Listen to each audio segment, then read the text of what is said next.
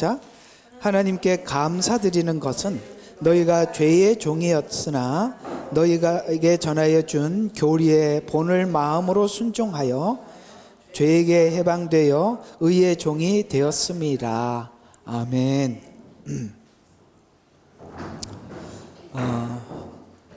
내용이 이렇게 구조가 짜져 있다는 걸 한번 보시죠. 뭔가 이렇게 지금까지 바울이 열심히 설명을 하고 이런 이야기를 꺼냅니다. 하나님께 감사드리는 것은 이렇게 얘기합니다. 그러니까 지금까지 설명한 모든 것을 너희가 받아들였다면 하나님 앞에 참 감사한다. 뭐 어떤 부분을 하나님께 감사하는지를 이렇게 이야기를 하고 있어요. 너희가 죄의 종이었는데 너희에게 전하여 준 교리의 본, 이게 이제 킹제임스는 이렇게 나와 있는데 우리가 늘 사용하는 어법에 의하면 복음입니다. 그러니까 너희들이 복음을 받아서 믿어, 이렇게 얘기하면 되겠죠. 그래서 교리의 본을 마음으로 순종하여 죄에서 해방되어서 이제는 무슨 종이 되었다? 의의 종이 되었는 것에 대해서 누구에게? 하나님께 감사한다, 이렇게 나와 있는 것입니다. 자, 오늘은 이 이야기가 중간 로마서 14장까지 있는데 지금 이게 6장 이쯤 나와 있으니까 14장의 중간은 몇 장? 7장. 그 7장이니까 이쯤이 중간쯤 이야기가 되지요. 그러니까 지금 뭔가를 쭉 설명을 하면서 하나님께 감사한다, 이렇게 나와 있습니다. 이 감사한다는 이 지점은 저같이 이렇게 설교하고 바울처럼 성경을 기록한 사람 입장에서는, 설교자 입장에서 좀 들어보시면, 여러분이 지금껏 설교를 잘 들으셨다면, 너무너무 이걸 소화했다면 하나님께 감사하고 여러분들에게도 고맙다, 이렇게 되는 겁니다. 감사한다는 말은 뭔가가 정리가 됐다는 거예요. 다 됐다는 거예요. 아이고, 내 말 알아들어서 고맙습니다, 이런 이야기도 되고, 우리에게 이런 사람으로 만들어주신 하나님께 감사하다. 어떤 사람을 만들어 놨냐면 여러분이 하나님의 복음을 받아서 여러분 자신을 하나님께 드리는 자를 만들어 주신 게 그건 하나님께 감사하며 여러분들도 그렇게 된 것에 대해서 축하한다, 이런 이야기가 되는 겁니다. 여러분이 지금까지 설교를 듣고 이 지점에 와 계신다면 로마서 설명을 여러분들이 이해한 것이며 더 나아가서는 제게도 감사한 일이죠. 이게 여러분들이 잘 따라와 주었다. 그러니까 여기서 쉽게 말해서 하나의 종지부를 찍고 넘어가야 된다는 거예요. 여기까지 소화가 됐느냐, 이해했느냐, 이렇게 되는 것이죠. 그럼 여기까지 설명한 주제가 뭐냐 이거죠. 뭘 설명을 해왔냐? 의의 종이 되었다라는 말이 처음부터 어떻게 설명이 되어 있냐? 구원의 열매는 순종이라는 열매로 나타날 수밖에 없는데, 여러분들이 복음을 계속 들어서 이제 여러분들의 모든 삶에서 순종이 자연스럽게 이렇게, 예를 들어서 음식을 먹으면 소화가 되고 그 다음에 나오듯이 이렇게 돼 있다면, 순종이라는 것으로 계속 여러분 마음속에 가슴에 맺혀 있다면 성공한 것이다, 된 것이다. 그러면 여러분에게 이제 질문을 하고, 하나님께 감사드리는 것은 이라는 이 말에 나하고도 같이, 여러분하고도 같이 이렇게 합해져 있는지 한번 물어보자는 거예요. 여러분 어떻게 살아가면서 하나님 말씀에 생각이 납니까? 묻잖아요. 납니까? 예, 그럼 됐습니다. 나서 미치겠어요. 예. 그 다음에 그것이 순종이라는 부담을 안고 있죠. 그리고 그게 이제 나가야 되는 겁니다. 그게 실력이에요. 그러면 이게 순종까지 가려면 여러분들이 이게 보통 작업은 아닙니다. 그게 보통 작업은 아닙니다. 그러니까 많이 깨지고 그냥 이게 이제 하나님이 다루는 깊이거든요. 그러니까 여러분들이 하나님 앞에 얼마나 다루어졌는가에 따라서 이제 뭐가 없어지냐면 딱 이렇게 돼요. 내 영광, 영예, 자존심 이런 거는 그냥 쓰레기통에 버리고, 지금은 쓰레기통에 버려진 걸 넘어서서 하수 처리가 돼서 흘러가 버린 거야. 이제 없어져야 돼. 그게 남아있으면 올라오니까 싹 사라지고 그저 하나님의 말씀이 이렇게 하라 그러면 내가 없어져야 순종이 되니까 거기까지 오는 작업을 여러분들이 하나님께서 여러분에게 한 걸 경험했고 지금 하고 있는 중이고 앞으로도 할 겁니다. 살다 보면 누가 제일 기억에 오래 남고 또 보고 싶은 사람인지 아세요? 많이 죽은 사람을 보고 싶어 합니다. 무슨 뜻인지 이해가 가요? 그러니까 많이 죽은 사람은 누구나 용납합니다. 그 사람에게는 자존심이 없어서 누구나 쉽게 만나고 싶고 그리워하고 보고 싶은 사람이 됩니다. 주관이 뚜렷한 사람 별로 좋아하지 않습니다. 맞죠? 너무나도 주관이 뚜렷해. 말을 하기가 무서워. 왜? 틀릴까 봐. 안 맞으면 어쩌나. 말을 꺼낼 말이 별로 없어요. 그래서 뭐밖에 못해. 안녕하세요. 식사하셨습니까? 안녕히 가십시오. 그 얘기 외에는 뭐도 건들 수가 없어요. 무슨 말이든 편하게 할 수 있는 사람 누구일까요? 죽은 사람. 참 좋습니다. 여러분들을 하나님이 그런 사람으로 만들고 싶어요. 그런데 그 사람이 바보가 아니고 병신이 아닌데도 받아줘요. 그게 신기한 겁니다. 그 사람이 주관이 없어서 그러는 게 아닌데도 받아요. 왜요? 그리스도의 영광을 위해서 자기를 죽였거든요.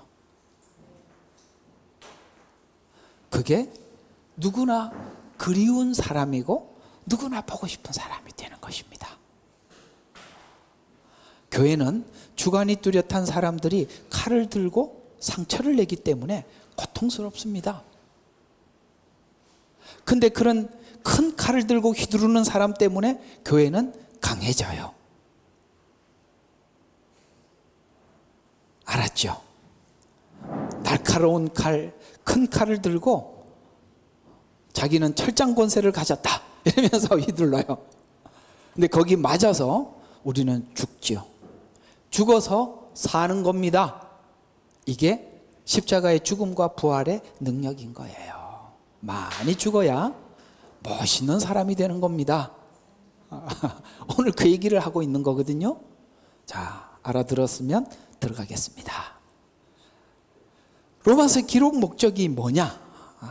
앞 1장 16장 16장이구나. 아까 14장 취소합니다.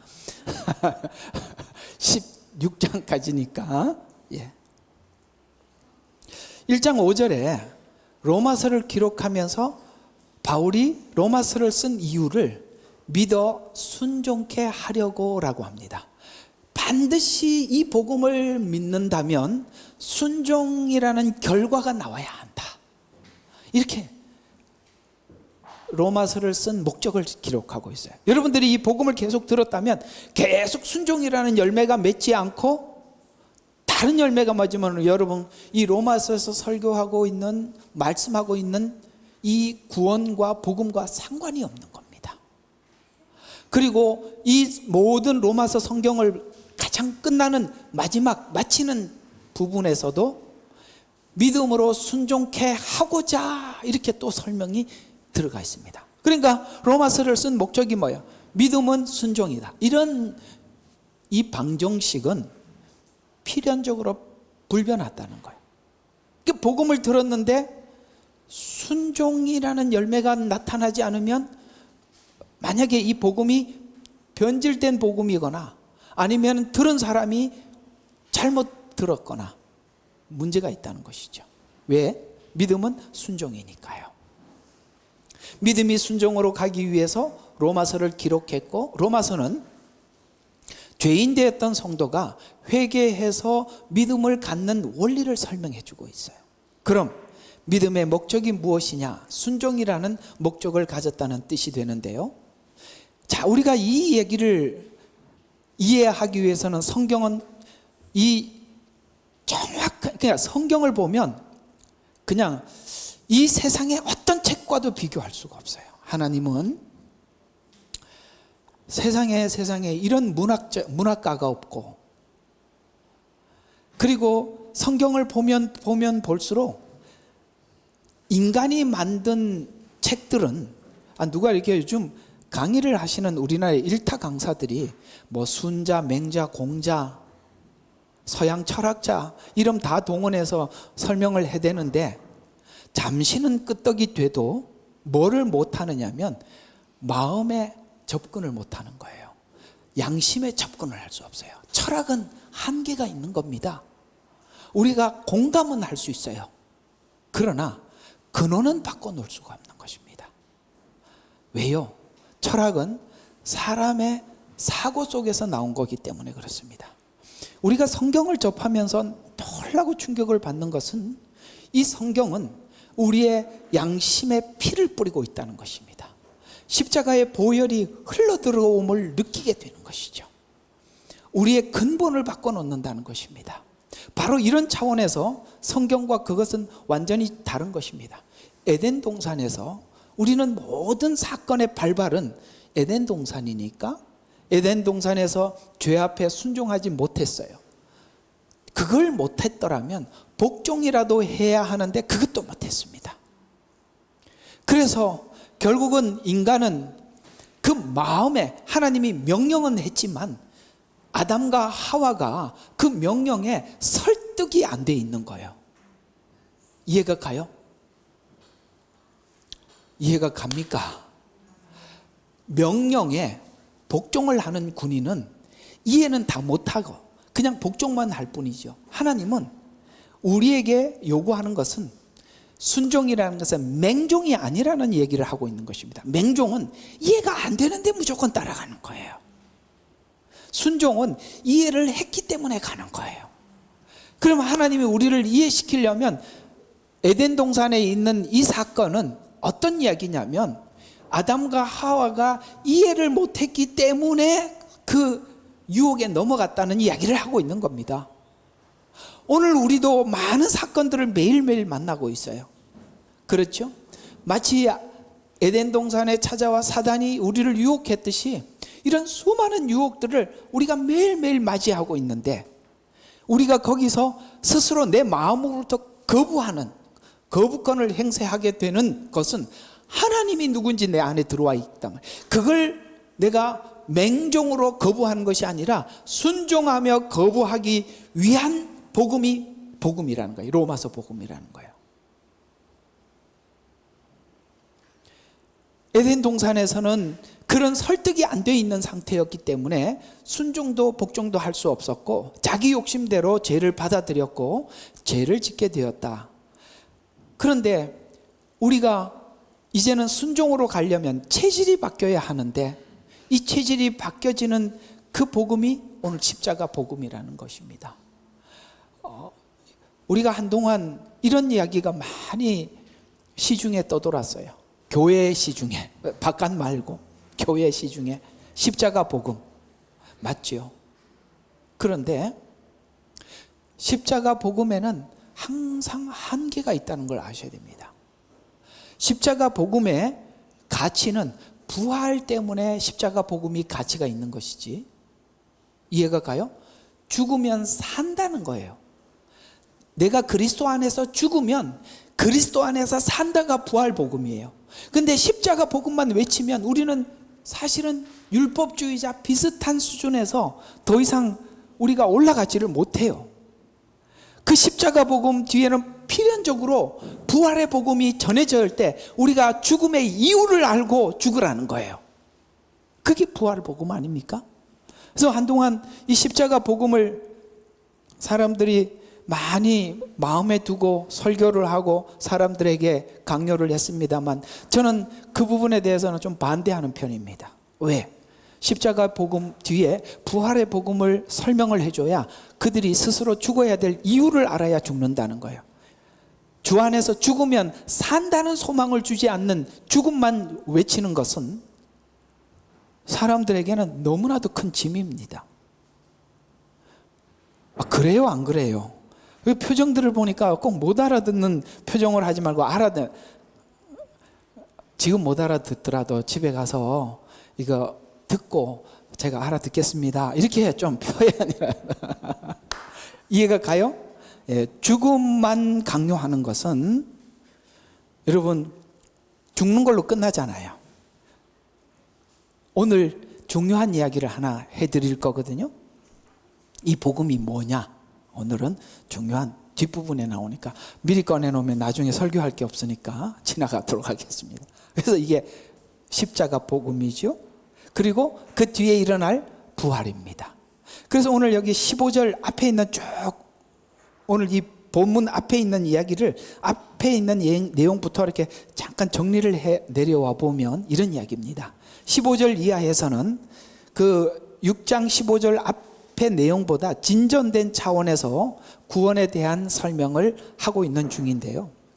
자녀가 오해된 것이 은혜로 됐다는 것 때문에 많은 오해와 혼돈을 가지고 온다고 여러 번 앞에서 지적을 하고 성경은 지적을 했었습니다. 로마서 6장은 은혜로 받은 구원에 대한 오해의 요지가 될 만한 것들을 하나하나 차근차근 우리에게 설명을 해서 해결하고, 은혜로 받은 구원의 이중적 목표를 설명하고 이해시키기 위해서 6장에서는 많이 노력을 했어요. 이중적, 이게 중요한 겁니다. 왜냐하면 잘못 설명을 하면, 이 은혜가 한 가지만 설명을 하면 구원파가 돼요. 구원파. 아시겠어요? 그런데 또 두 번째 것만, 성화만 설명을 하게 되면 율법주의자가 됩니다. 이 이중적 의미를 잘 설명을 하고, 이게 조화롭게 설명을 잘해야 되는데, 이게 무슨 뜻이냐면, 우리 성막을 냈으니까 이런 설명을 마음껏 할 수 있어서 참 좋아요. 여러분, 문을 열고 들어오니까 두 개가 보인다 그랬죠. 성막 문을 열고 탁 들어오면 두 개가 보인다 그랬잖아요. 하나는 뭐예요? 번제단. 그 다음에 물두멍. 그 두 개가 동시에 같이 있는 거예요. 누구는 자꾸 번제단만 설명을 해요. 십자가예요. 그 다음에 뭐였죠? 물두멍. 이거는 뭐예요? 성화예요. 이 두 개가 같이 있단 말이에요. 은혜로 우리를 구원하셨다는 것은 이 두 개가 동시에 내 앞에 있는 거예요.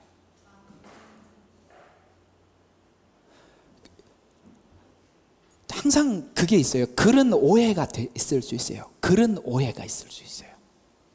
왜냐하면 그런 사람들이 편집할 수 있거든요. 그렇잖아요.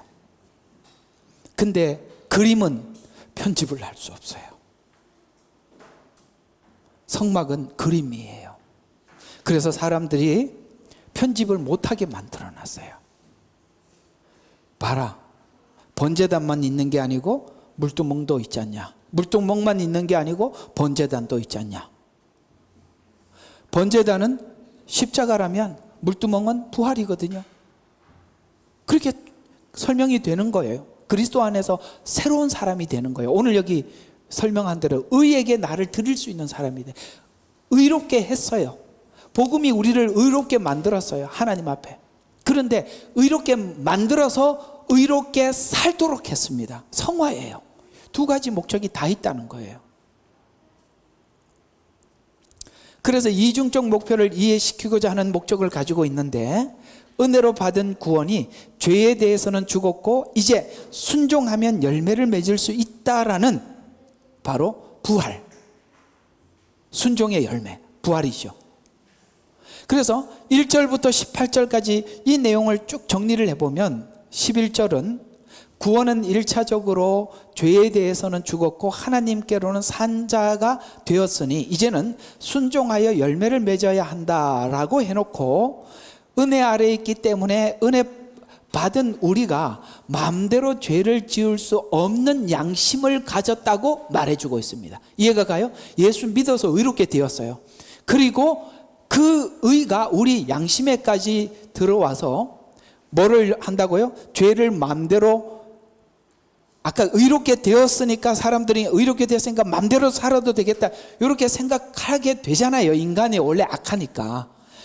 그렇죠? 그런데 이 의가 우리의 마음의 근원, 양심에까지 흘러 들어와서 마음대로 죄를 지을 수 없는 양심을 가졌다라고 여기 지금 6장에서는 설명을 하고 있는 거에 대해서 소화했냐라는 묻는 거예요. 그래서 소화가 되어 있기 때문에 우리가 우리를 죄에게 드릴 수 없고 의에게 드리게 됐다는 거예요. 그 양심이. 이렇게 생각하면 돼요. 우리 한국 교회는 이 부분에 대한 설명이 사실 굉장히 약해요. 여러분들이 마치 처음 늘 듣던 이야기 같이 이해를 하고 들어주셔야 되는데, 늘 듣던 이야기가 아니라 그런가? 이렇게 하면 상당히 곤란한 거예요. 왜냐하면 우리 한국 교회는 기본 바탕이 샤머니즘 위에 기독교가 들어왔어요. 그리고 하나님께서 그런 유교, 그 다음에 일제 치하에 정신적으로 육체적으로 병들어 있는 민족에 복음이 들어오면서 초창기 교회는 치유에 하나님이 정말 집중하셔요. 우리나라처럼 이렇게 놀라운 치유들이 많이 일어났던 나라가 잘 없어요. 초창기에 보세요. 부흥사들 전부 다 치유 집회를 하고 뭐 병 났다, 귀신 나갔다 이런 얘기는 늘상 있었던 이야기들입니다. 근데 그게 기초가 돼버리니까, 그게 가장 중요한 기초가 되면 이건 버려야 되는 거거든요. 다음 단계에서는 버려야 된다는 거 공감하셔야 돼요. 그거는 복음을 열기 위해서 하나님께서 보여준 세계지 그 자체는 복음은 아닙니다. 그걸 뛰어넘어가야 되는데 우리는 사실 그게 뛰어넘어지 못한 상태에서 뭔가가 체계가 세워졌기 때문에 복음이 인격 완성이라는 이해는 너무나도 하자가 많다는 거예요. 이해가 부족하다는 거예요. 그러나 저는 이게 여기 호주 와서 호주인들이나 백인들이나 이런 사람들은 우리보다 어떤 쪽에 복음을 힘을 이게 무게를 두고 있냐면 양심 회복, 인격 회복 이쪽에 무게가 있습니다. 이게 맞거든요. 여기 살아보니까 좀 공감하시죠? 그래서 여기는 가보면 성도들이 굉장히 젠틀하고 정말 타인들을 배려하고 그렇습니다. 왜냐하면 신앙은 곧 인격, 이 꼴이라고 생각을 하기 때문에 그래요. 우리는 믿으면 뭔가가 외적으로 나타나야 돼. 뭐 돈도 벌어야 되고 치유도 일어나야 되고 잘 되어야 되고 뭐 이런 게 있어요. 이게 하나님께서는 그 자체는 복음은 아니에요. 복음에 접근하게 하기 위해서 하나님께서 눈을 열어주는 것에 불과한 것이에요. 문둥병자를 치유했는데 다 갔어요. 한 사람만 돌아왔어요. 여러분 아시죠? 그 치유는 예수님이 누군지 보여주기 위해서 했던 거예요. 돌아온 사람에게 구원이 임했다라는 말은 아시겠습니까? 기적을 보여준 이유는 주님을 만나기 위해서 하나님께서 베푸신 은혜에 불과한 것입니다. 근데 거기서 머물러 있으면 복음으로 접근을 못해요. 복음이 요구하는 것은 양심 회복이고 인격 회복입니다. 근데 그게 안 되잖아요. 왜요? 오늘 여기 11절에 뭐라고? 마음대로 죄를 지을 수 없는 양심을 가졌다고 분명히 확정하는 못을 박았어요. 그래서 또 14절부터 15절은 은혜 아래에 있기 때문에 죄를 마음대로 지어도 된다고 생각할 수 있으나 결코 그럴 수 없는 것이 은혜 아래에 와 있는 거예요. 그래서 결코 그럴 수 없다라는 마음이 의에게 자기를 드리게 만드는 거예요. 선택 앞에 섰을 때 이쪽이 분명히 하나님 기뻐하지 않는 것이고 이쪽이 하나님이 기뻐하는 일인데 선택 앞에 섰을 때 아시겠어요? 이거 하나님이 기뻐하지 않는 걸 뻔히 알면서 이쪽에 나를 드릴 수 없는 상태가 된 것이 복음이 하는 일이었다는 거예요. 그래서 이쪽은 손해가 되고 하나님께 드리는 것이 손해가 되고 내 자존심이 무너지는 일이라 할지라도 하나님이 기뻐하는 곳에 나를 드릴 수 있는 상태가 된 것이 복음의 능력이라는 거예요. 그래서 은혜 아래에 와 있다고 설명을 해주고 있는 것입니다. 그리고 16절부터는 그러기 때문에 2차적인 질문, 이 상태에 와 있기 때문에 2차적인 질문이 이제는 성도가 어떻게 성도답게 살아야 하며 자유를 죄의 기회로 삼아서는 안 되는가를 설명했습니다. 순종의 종으로 살 수밖에 없음을 배웠었다. 그리고 17절과 18절에는 불의의 병기로 잠시는 드릴 수는 있다. 우리가 깜빡할 수 있다는 거죠.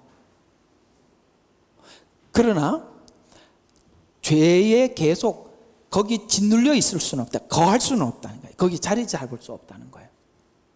이런 말들을 옛날에 이런 말로 많이 했죠. 지나가는 새가 날아가다가 똥을 싸서 머리에 묻을 수는 있지만 그렇죠? 우리가 그 거름더미에 들어가서 살 수는 없는 거예요. 우리가 죄 속에 살 수는 없는 거예요.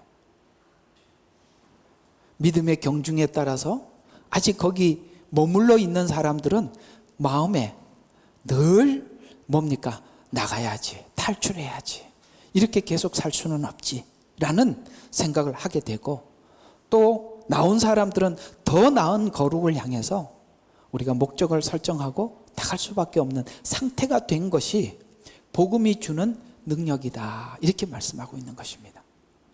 그래서 죄에 계속 거할 수는 없고 또 다시 돌아갈 수 없다는 말로 해명을 했습니다. 저번에 한번 이런 이야기를 내가 했는지 기억이 안 납니다만, 우리가 복음 밖에 있는 사람들과 복음 안에 있는 사람들이 차이가 뭐냐면, 복음 안에 있는 사람들은 죄를 지으면 너무너무 불편해요. 근데 복음 밖에 있는 사람은 죄를 지으면서 내 집에 온 느낌이 들어요. 무슨 말인지 이해가 가요? 편해. 내가 괜히 그냥 그렇게, 나는 이게 원래 편한데 왜냐하면 죄의 종이기 때문에 죄에 들어가면 그게 익숙해, 편해. 그런데 우리는 옛날에 그렇게 살았더라도 그게 너무 불편해. 왜요? 하나님의 영이 있느냐 없느냐에 따라서는 죄가 내 안에 들어왔을 때 하나님의 영이 밀어내는 느낌을 받을 수밖에 없는 게 하나님의 사람들이에요. 하나님의 영이 없는 사람들은 죄를 짓는데 내가 괜히 그 교회 다니면서 속았나 봐, 이게 나 원래 체질이야, 이렇게 간다 이 말이에요. 아무렇지도 않다는 거야. 마치 자기 집에 돌아온 느낌이 든다 이 말이에요. 집에 돌아가면 편하잖아요. 다녀보면 그래요. 호텔 뭐 다 소용없어요. 우리 집처럼 편한 게 없어요. 그죠?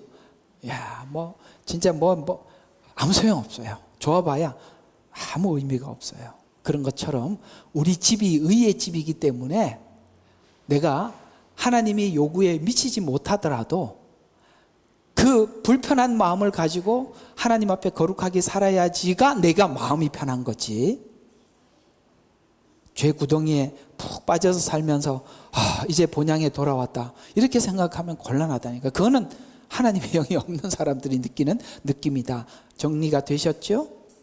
그래서 우리가 먼저 은혜 아래에 있다고 11절과 14절에 분명히 못 박아놓고 공감한 후에 본문은 은혜 아래에 있는 것, 하나님 아래에 있다는 것이 무엇인가를 자세히 설득해서 설명하고 있는데, 17절과 18절은 죄에게 종이었으나 너희에게 전해준 이 복음을 마음으로 순종해서, 머리로 이해하는 게 아니라 오늘 계속 성경은 마음으로 순종했다고 이야기했습니다. 저번에 마음이라는 말이 원어로 뭐라 그랬죠? 제가 설명하고 잊어버려서 묻는데, 이렇게 하면 거짓말하는 거지. 그러면 안 되지. 그게 뭐라 그랬죠? 작전을 짜는 곳, 본부. 모든 것은 마음에서 결정해서 행동으로 나오는 거예요. 그렇죠?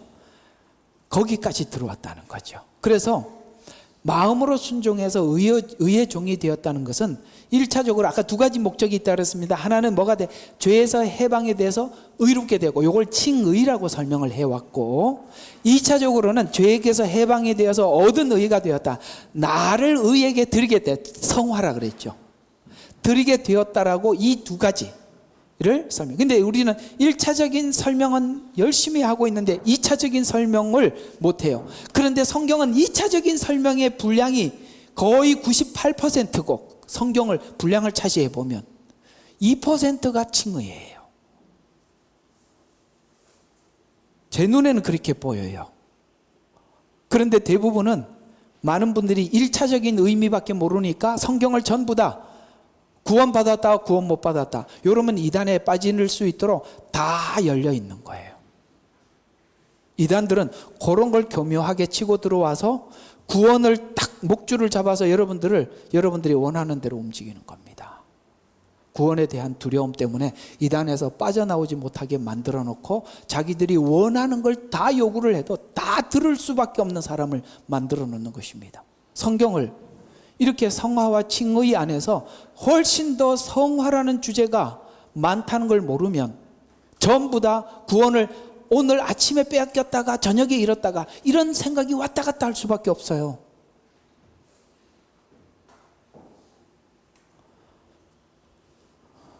엄청 중요한 건데 엄청 중요한 건데. 자, 그래서 오늘 본문에서 주의해서 꼭 이해해야 할 내용은 17절이 복음을 마음으로 순종했다는 것이 무엇인가라는 겁니다.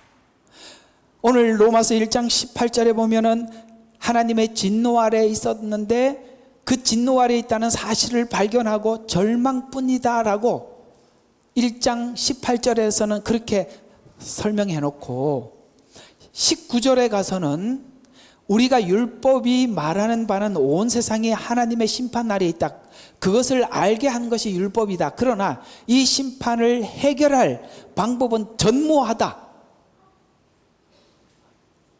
실제적인 예로서 이방인들이 짓는 죄, 양심상 지은 죄, 유대인들은 율법을 줘도 율법으로 지은 죄, 그러니까 양심으로도 율법으로도 우리 인간 스스로는 이 하나님의 진노와 심판 아래는 헤어날 길이 없다라고 1, 2장에 그냥 못을 박을 정도가 아니라 콘크리트를 쳐놓고 시작한다 이거예요.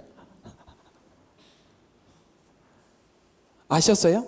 그걸 확실하게 해놓고 이 전무한 심판을 쭉 설명을 하다 3장 24절에 하니까 예수님의 구속을 통하여 그의 은혜로 어떻게 됐다고? 드디어 의를 붙잡게 되었다, 값없이 되었다라고 선언을 해서 이것이 복음이라고 우리에게 외치고, 복음을 마음으로 순종했다는 오해를 1장부터 로마서 1장부터 3장의 내용을 내가 마음으로 믿고 선택했다고 결정으로 오해할 수가 있는 것에 대해서 또 성경은 어떻게 설명을 해가느냐. 복음이 내 가까이 왔을 때 내가 복음을 붙잡아서 의롭게 되었다라는 게 아니라고 또 설명해 가고 있다는 거예요.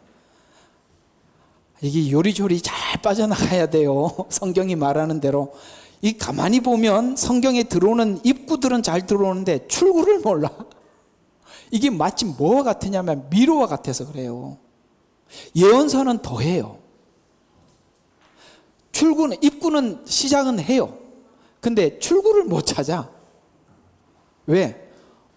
들어가서 어떤 벽에 막혔거든요. 근데 문제는 벽에 막히면, 잘 들어봐요, 그래서 성경은요 겸손한 자에게 하나님 열어주시는 거예요. 성경이 이렇게 안 풀려 그러면 되돌아와야 되는데 고집이 세갖고 그걸 부시고 지나가. 이 경상도 사람이라 이렇게밖에 말을 못하는데 다 부사. 그리고 그냥 자기가 또 열어놓고 이게 맞다 이러니까 14만 4천도 이상하게 흘러가고. 아시겠어요? 두 증인도 지가 만든 거야. 성경에서 말하는 거하고 근거가 전혀 맞지를 않아요. 이해가 가죠? 복음도 똑같아요. 여기 있는 로마서도. 그래서 사람들이 막히면 내가 이게 지금까지 잘못했구나 하고 근본부터 자세히 살펴 다시 돌아가야 되는데, 지금까지 대략 보면은 그런 것 같아. 지금까지 온 게 아까워서 부수고 지나가. 그래서 그 좀 문제가 있는데 다시 한번 보시죠 그러면 자존심 상해서 안 봐. 그래서 헛소리 하는 거예요. 왜 헛소리 하는지 아시겠죠? 그 다음부터는 뭐가 붙어 나가기 시작하느냐, 틀린 걸 가지고 자기 고집만 늘어나는 거야. 학자들의 약점이 그거예요. 학자들은 자기가 생각하고 있는 게 옳다고 굳게 정리를 하려고 애를 쓰지, 잘못됐다는 걸 인정하는 걸 가장 기분 나쁜 거예요. 그래서 하나님이 겸손한 자에게 은혜를 더하신다는 말에는 오늘 이 성경을 열어주는데도 겸손한 자에게만 주시는 거예요. 아니라고 생각했어요. 바울이 그래서 하나님께 이렇게 얘기해요. 나는 옛날에 율법을 지키는 거, 가말리엘 문화에서 배운 거, 여러분 우리로 말하면 서울대학교 수석 졸업이에요. 그거 쓰레기통에 똥처럼 버렸다. 그걸 버렸기 때문에 복음을 열 수 있었던 겁니다. 왜 자기는 틀린데 틀린 걸 끝까지 해명을 하고 붙잡아 갖고 하려고 그러냐 이 말이에요. 근데 이제 우리가 오늘 1장과 3장이 경고하는 이야기가 그 다음에 경고가 그 얘기예요. 이 과정을 본문 오늘 6장 17절에 기록하고 있는데, 성도가 얻은 구원이 구체적으로 무엇이냐, 한글 번역의 표현의 교훈을 마음으로 순종했다는 말을 오해할 것 같이 표현되어 있어요, 우리 번역이. 그러니까 항상 약간 뭔가가 애매하면은 다시 어디로 가봐야 되느냐면은 원어로 들어가 봐야 돼요. 원어 보기 전에 원어와 가장 가까운 번역본을 보는 게 우선 1차적인 방법이에요. 근데 번역본과 가장 일치하는 것을 먼저 보고 그 다음번 또 풀리지 않으면 실제 원어를 들어가야 돼요. 요즘은 그래도 인터넷에 이렇게 원어 해석도 잘 나와 있어서 요즘은 뭐 성도들이 옛날에 목사님들이 자료를 가진 만큼 가지고 있는 거예요. 그래서 목사들이 이게 엄한 소리 하면 성도들이 앉아서 알고 있죠? 아니라는 거. 옛날에는, 그래서 옛날에 우리 할아버지 때 목사님들은 교회에 있는 성도들이 글을 읽는 사람들이 많지 않았어요. 그러니까 마음껏 했어요. 글을 모르니까 분석도 못하지요. 그냥 목사님 말이 절대적인 거야. 요즘은 자료들이 너무 많아서 딱 듣고 저거 헛소리구나 하고 이렇게 금방 알아차리죠. 자, 이게 이제 어떻게 오해가 될 수가 있냐면 바로 요 번역에 대한 이런 부분에 수정할 필요가 있는데요.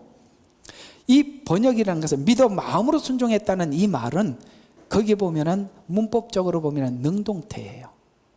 그러니까 번역본은 능동태인데 실제 원문은 수동태로 나와 있어요.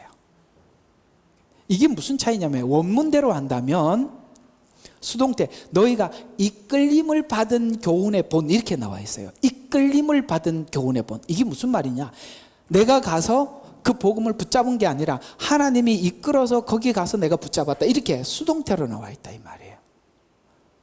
무슨 말이냐, 내가 복음을 딱 전하자마자 똑똑해서 믿습니다 이렇게 온 게 아니라 하나님이 이끌어서,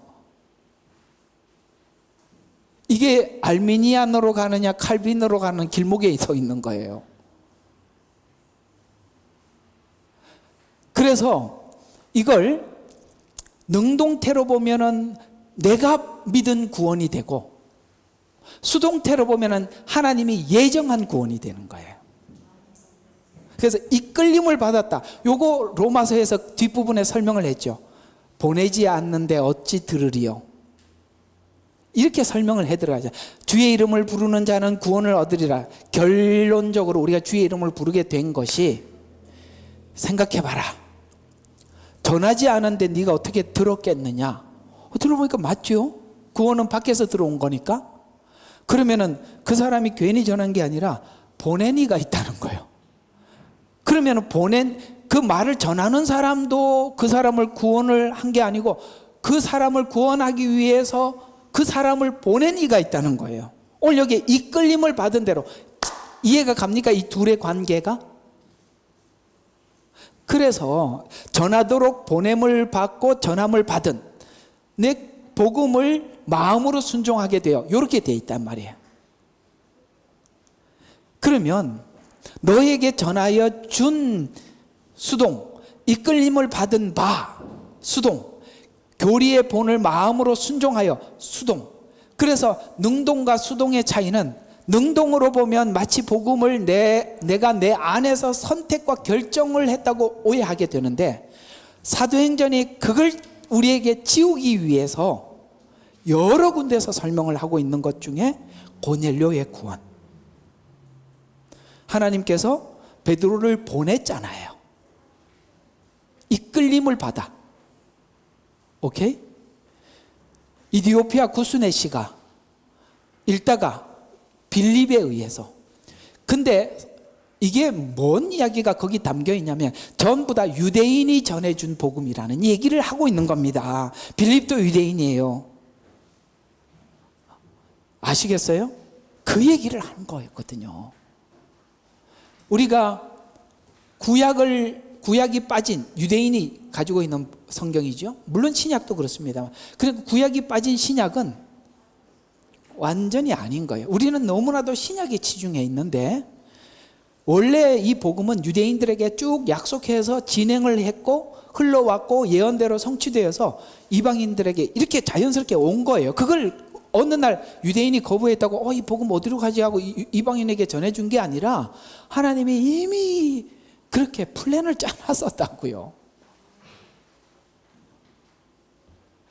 그렇게 된 것처럼 또 성경에 있는 이야기들이 전부 다 그렇지 않습니까? 이렇게 쭉 보면 예수님을 십자가에 못 박아놓고 베드로가 전하니까 내가 못 박았구나.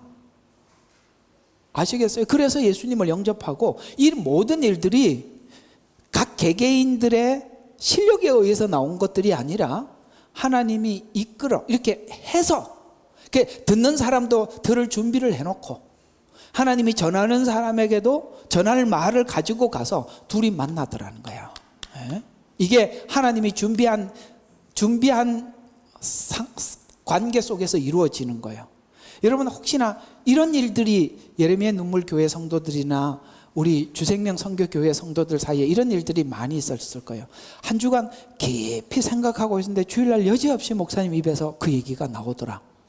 이게 그 얘기예요. 하나님의 영이 없는, 정말 하나님의 영이 없는 교회는 그런 교감이 없어.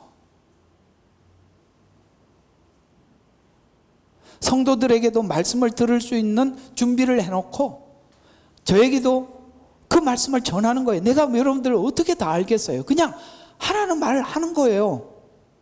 와보면 내 고민이 풀어지는구나. 내 한 주간 내가 지금까지 했던 거 열어주시고, 이런 일들이 하나님이 영안에 있는 교회 안에서는 엄청나게, 이게 매일 항상 늘 있는 일이고, 인본주의 교회는 하나님의 영의 간섭이 없으니까 그런 일들이 없는 거고 그런 겁니다. 복음을 전하는 것, 그 다음에 교회에서 말씀을 듣는 것, 이런 모두가 수동이라는 거예요. 그래서 능동으로 보면 마치 복음을 내 안에서 선택과 결정으로 했다고 오해하게 되는데, 성경이 의도한 대로 풀면 이끌림을 받아서 모두 순종하게 되었다. 이 복음에 이렇게 기록하고 있습니다. 그래서 17절은 그러니 하나님께 감사드리는 것은 이라고 이렇게 올려드리는 이유가 뭐냐면, 이 복음이 내가 받으면 누구에게 감사해야 돼요? 나에게 감사해야죠. 내가 받았잖아. 내가 선택했잖아. 근데 이 복음과 구원을 누구에게로 다시 돌아가요? 하나님께 돌린다는 거예요. 그래야 그 뒤에 있는 무슨 작업? 성화가 은혜 안에서 일어나는 거예요. 내가 만약에 받아서 성화를 하면 성화는 책임이야 또. 그렇잖아. 여기까지는 잘 왔는데 그 다음 잘 될까? 앞에 거는 쉽게 됐는데, 그죠? 뒤에는 거의 불가능하죠. 왜요? 내가 나를 잘 알잖아. 살아보면 누구 보고 참 나쁜 놈이라고 그러는데 솔직히 보면 자기가 제일 나쁜 놈이야. 얘기할 거 하나도 없어요. 우리가 우리를 잘 알잖아. 얼마나 위선적인지, 얼마나 이중적인지. 남들에게는 내 포장하기 위해서 꺼내는 말이지. 우리는 성화에 대해서는 엄두를 낼 수가 없는 거예요. 의에게 나를 들을 방법이 없는 거예요. 알잖아. 우리는 항상, 우리도 크면서 경험한 게 뭐냐면 엄마가 하지 말라는 것만 하고 싶다는 거예요. 그죠? 요즘 애들은 참 힘들 거예요. 그 유튜브 보지 마라. 그걸 막 그냥 근데 웃음이 나와 사람들. 말하지 않겠습니다. 그래서 이제 참 여러분들이 몇 시간 외출한다 그러면 애들은 너무 자유를 느끼잖아요, 그죠? 더 이상은 아시죠? 무슨 이야기인지. 우리가 이 성화는 내 마음의 안에 교정이 일어나지 않는 한, 은혜가 나를 통치하지 않는 한, 법은 어떤 것도 여러분들의 깊은 양심과 인격을 건들 수가 없는 겁니다. 그래서 여러분들이 하나님의 이 칭의, 주님과의 만남과 관계, 이 복음을 받아들이는 과정에 여러분의 것을 완전히 없애버리는 겁니다. 이스라엘 백성들의 출애굽을 할 때 그들이 한 게 아무것도 없어요. 그렇죠? 확인만 시키는 겁니다. 확인. 무슨 확인? 홍해 내가 갈랐다? 알았죠? 내가 보낸 종을 통해서 했다? 여기 올 때, 건널 때 네가 홍해를 가르기 위해서 물 퍼낸 적이 없고, 아시겠어요?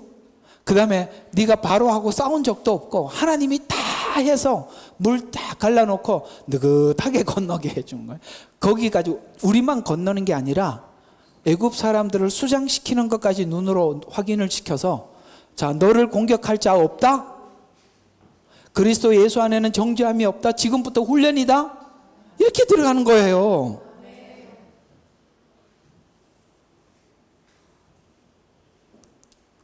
그래서 이렇게 설명하는 이유는 자녀 삼아 구원하신 이유가 성화를 위해서 이렇게 구원하셨다는 것이 목적을 설명하기 위함인데, 국률에 풍성한 하나님이 예수를 보내어서 우리 대신 대속제물로 삼았다는 것이 얼마나 놀라운 일이며, 그 결과 우리를 자녀 삼았다는 말이 얼마나 대단한가를 설명하는데, 이 대단함이 얼마만큼 대단함이냐면, 자녀가 된 후에도 은혜로 구원을 받았으니 죄를 지어도 된다는 자들에게 너희가 받은 구원이 무엇인지 몰라서 이 질문을 하는구나 라고 역으로 질문하는 겁니다.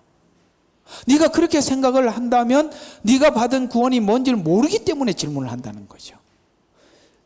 죽을 수밖에 없는 우리를 구원한 것은 복음이 목적한 믿어 순종케 하려고라는 말인데, 이 말은 오늘 여러분들에게 전해주고 싶은 이야기가 그거예요.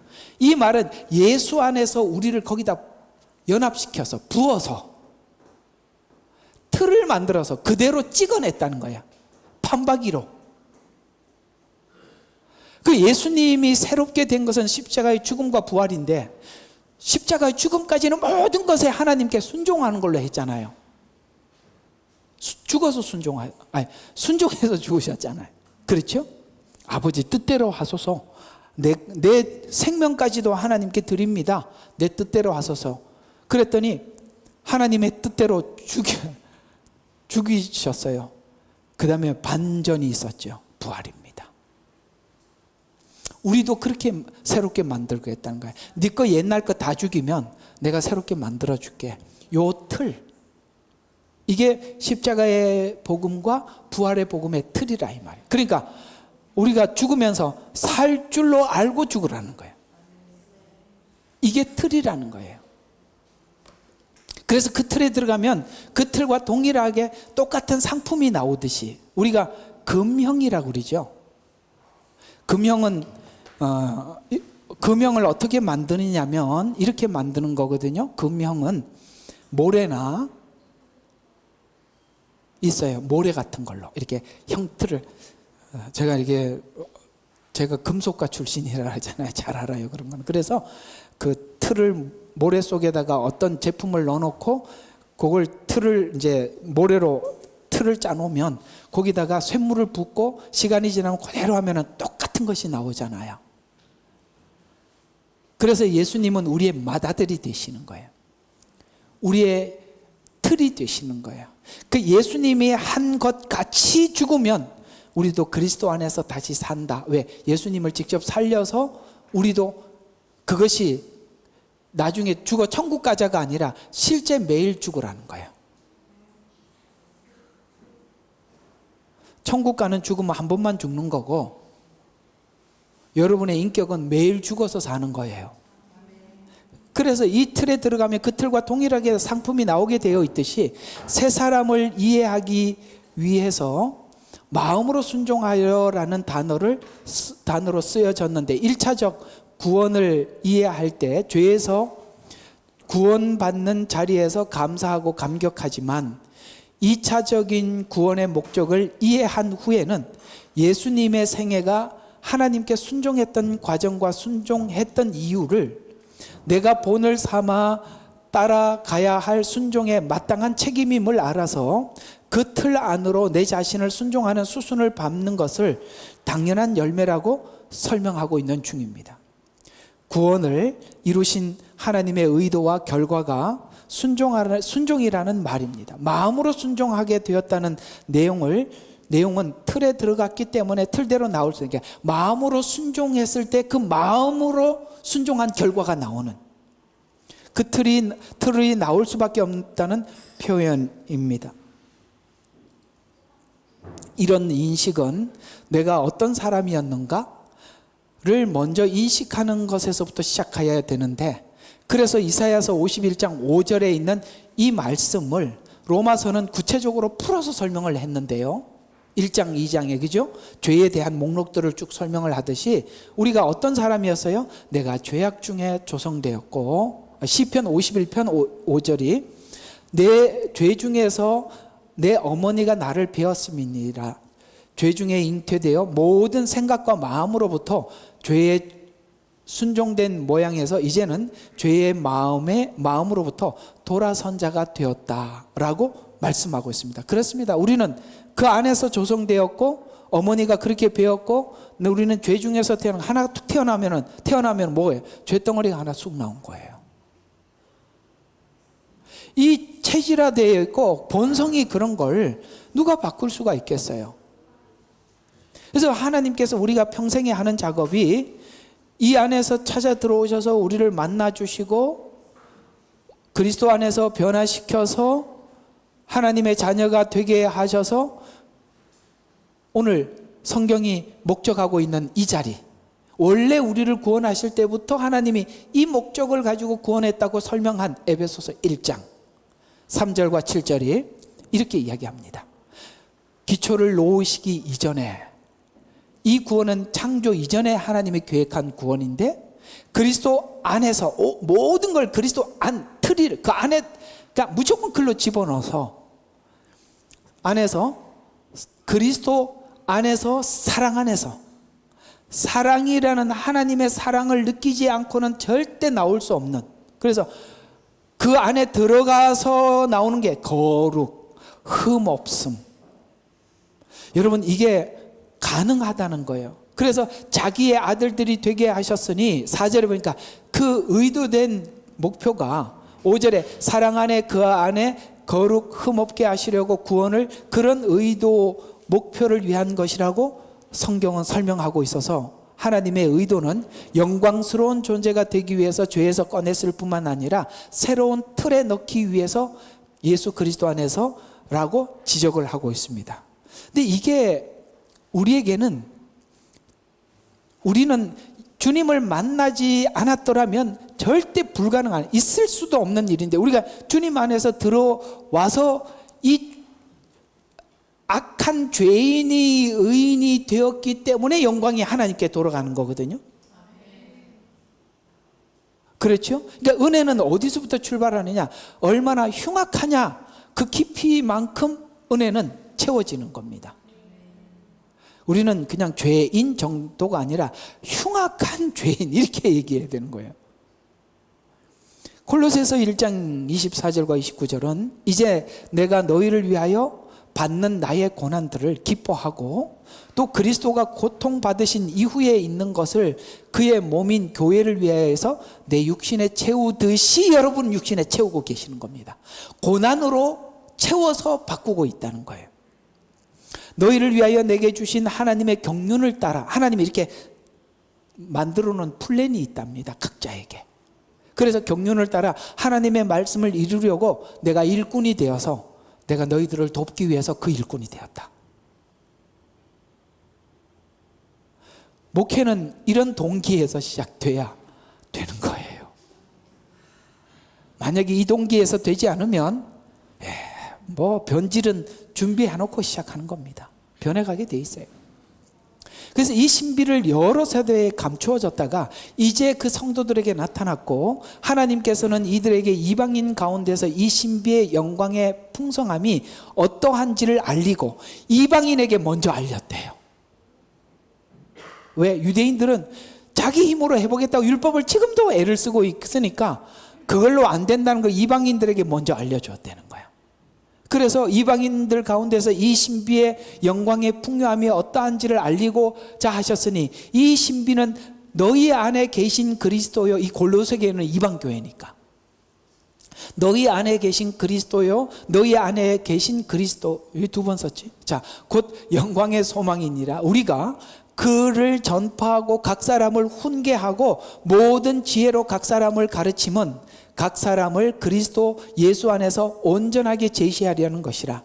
우리 안에 그리스도를 심어서 그리스도 안에서 완전하게 하려는 것이 구원의 목적이다, 이렇게 설명을 하고 있습니다. 그 일을 위해서 나는 수고를 아끼지 않고 내 안에 그 그리스도의 남은 고난을 바울에게 채워서 바울이 변하고, 나는 너희들을 위해서 헌신해서 너희들이 그걸로 인해서 또 변화되고. 그래서 이게 무슨 뜻이냐? 목사는 여러분들에게 설교해서 변화되고, 여러분들은 저를 속을 썩여서 나는 변화되고, 이런 말이라 이 말이에요. 이해가 가지요. 저도 그래서 훈련을 많이 받았습니다. 하나님 참 신기하죠. 결론입니다. 성경은 처음부터 구원을 하나님의 형상을 본받게 하려는 목적을 가졌다고 말하고 있습니다. 그래서 로마서 8장 29절에 아들의 형상과 일치하게 하려고, 오늘 저게 말씀드린 틀, 그래서 자꾸 찍어내는 거예요. 누구처럼? 예수님처럼. 그러니까 결국은 우리가 계속 살다 보면 누구처럼 계속 바뀌어가고 있냐면 예수님처럼, 예수님이 하신 것처럼 나중에는 끝에 어디까지 간다고요? 아버지요, 내 뜻대로 마시고 아버지 뜻대로 하소서까지 가는 거예요. 그래서 답을 뭐로 주셨다? 하나님의 뜻은 죽어라, 이렇게 돼가지고 죽었다, 이렇게 얘기되는 겁니다. 하나님의 아들의 형상과 일치하게 하시려고. 갈라디아서 4장 19절은 어린 자녀들아, 너희 안에 그리스도가 형성될 때까지 내가 다시 산고를 치러노라. 그만큼 여러분들에게 보내준 종은 귀한 겁니다. 여러분들을 향해서 산고를 치르기 때문에 아이들이 자라는 거예요. 어머니가 희생을 하기 때문에 애들이 자라는 거예요. 이게 있어요. 그래도 부모님이, 어머님이 살아계실 때는 원망이라도 하면 들을 사람이라도 있지요. 안 계시면 누구한테 말하겠어요? 투덜투덜 되는 것도 있으니까 하는 거예요. 감사하게 생각하시고. 오케이? 그래서 성경 믿어 순종케 하기 위한 것이다. 그래서 로마서 1장 15절, 그러니까 5절, 아까 25절, 그렇게 두 군데 말씀을 드렸던 것입니다. 그래서 믿으면 필연적인 순종이라는 결과를 만들어낼 수밖에 없다라고 하나님이 믿음 이꼴 순종이라는 틀을 우리에게 준 것이 복음의 목적이다 라고 말씀하고 있는 것입니다. 그리스도의 대속의 은혜는 죄에서 꺼낸 그리스도 틀, 생애 속에 우리를 집어넣는 거예요. 그러면 우리가 쭉 보다 보면 어떤 지점들이 보일 거예요. 나는 예수님의 이 지점에 와 있구나. 예수님의 이 지점에 와 있구나. 그래서 우리는 어딘가 하나님이 몰고 가는 걸 느끼죠. 언젠간 나를 빌라도 뜰 앞에 세우겠지. 이런 생각이 든단 말이죠. 뒤집어 씌워 죄를. 우리가 팍 반발하죠. 살았다는 증거입니다. 예수님이 거기서 한 말씀도 대답하지 아니하시죠. 그죠? 다음 날 빌라도가 살려주려고 묻습니다. 야, 저 사람들이 이야기하는 거 그거 맞냐? 라고 물었을 때 예수님은 어떤 변명도 하지 않고 내가 그러라 이렇게 대답을 하시죠. 예수님은 부당한 십자가를 지고 그 부끄러운 십자가를 지고 사실은 발가벗은 상태에서 그 십자가에서 창조주이신 하나님이 우리를 위해서 죽으십니다. 여러분, 이 정도로 우리가 자존심이 무너지는 이런 상태까지 예수님이 보여주신 것입니다. 이 틀을 우리에게 주시고, 야, 너 빌라도들 앞에 서서 오해받는 게 그렇게 무섭냐? 이렇게 물으시고, 그렇죠? 네가 그 좀 감수하면 안 되겠니? 네가 좀 뒤집어 써서, 예수님이 그걸 뒤집어 써서 우리가 살았잖아요. 네가 좀 뒤집어 써서 교회를 좀 살려주면 안 되겠니? 아니요, 저는 제 영예가 소중합니다. 그래서 그 자리에서 박차고 나오죠. 하나님 12영이라 되는 천사를 보내주셔서 제 오해를 풀어주세요. 이러니 안 되지요. 그러니 맨날 뺑뺑이 도는 거예요. 하나님 여기까지 가자고 그러는데 어쩌시겠습니까? 가시겠습니까? 저는 오늘 아멘을 듣고 설교를 마치려고 하는데 갈 수 있죠? 그거 해야죠. 죽은 사람이 제일 그러니까 참 좋은 거예요. 죽은 사람 만나는 게 제일 행복해. 뭐라고 그래도 성질도 안 내고 일어나지도 않아요. 뭔 말을 해도 그래요. 그러니 얼마나 좋아. 그러니까 항상 찾아가. 근데 살아있는 사람들은 참 무서워요. 살기가 등등하면 안 됩니다. 자, 우리가 이렇게 되기 위해서 우리를 구원하셨대요. 오늘 이 말씀이 여러분들에게도 부담이 되고 실천이 되기를 주의 이름으로 축원하면서 기도하겠습니다. 하나님, 그리스도 예수 안에서 우리를 틀을 주시고, 봐라, 죽었더니 살잖냐. 우리 이전에 가지고 있던 자존심, 우리 생각, 우리가 아버지 하나님 옳았다고 생각했던 모든 것들, 바울은 배설물처럼 버렸기에 그 복음이 아버지 하나님 버린 크기만큼이나 찾아왔듯이 우리가 그리스도를 넓고 깊고 아버지 하나님 깊게 바라보기 위해서는 우리에게도 이 작업이 필요하답니다. 그래서 우리는 순종하기로 결정했습니다. 내가 무엇이 간데 하나님 앞에 내세울 것이 있겠습니까? 주님은 우리를 위해서 온갖 수모를 다 당하셨는데 침뱉음을 당하고 아버지 하나님 말할 수 없는 수치를 당하면서 침묵한 것은 우리를 구원하기 위함임을 잘 알고 있습니다. 사랑하는 성도들이 이 지경을 소화하도록 축복하여 주옵소서. 예수님 이름으로 기도드렸습니다.